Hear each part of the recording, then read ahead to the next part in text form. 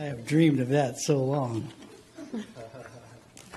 I'm Chip Holloway, representing the Ridgecrest Chamber of Commerce. I got some paperwork for you fellows and ladies. Thank you. Or lady, one lady's missing.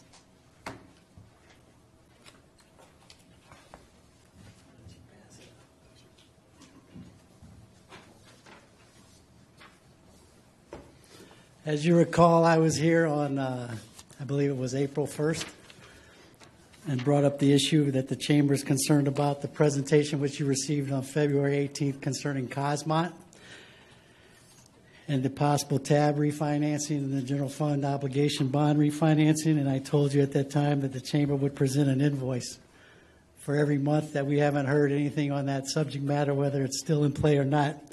So I presented the council tonight with an invoice for $2,550, which is the amount of potential savings that we have not realized because we have not taken action on that item. I also want to bring up to the council, I reviewed the video again to make sure I hadn't totally lost my mind.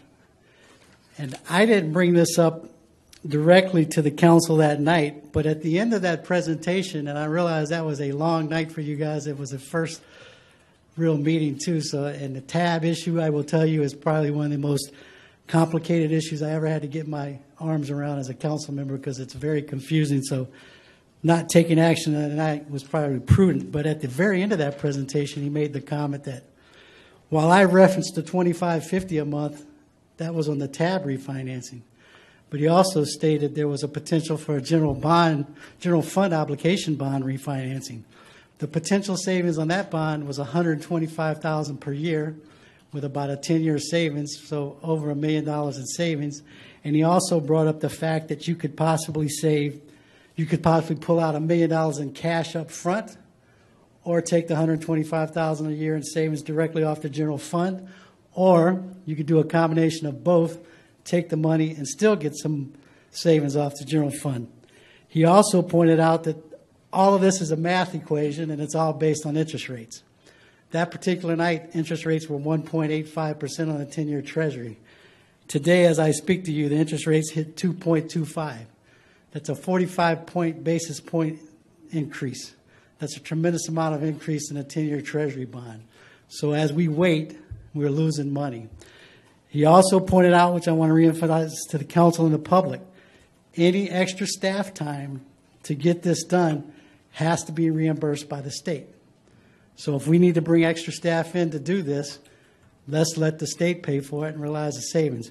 So that's all I have for tonight. I hopefully won't see you in a month unless it's for a presentation. And I encourage council and staff to at least explore this and see if the potential still exists, because it may not exist in the future or it may not exist today, but we want to know for sure. Thank you. Thank you. Now, Mr. Holloway, Mr. Marshall. I was really ticked off when I saw that. I have to tell you, I know you're trying to prove a point. Wait a minute. I'm not with Ridgecrest Chamber. Ridgecrest Chamber, an organization I love and respect and adore, who sits here to promote the businesses and grow this community. You bet.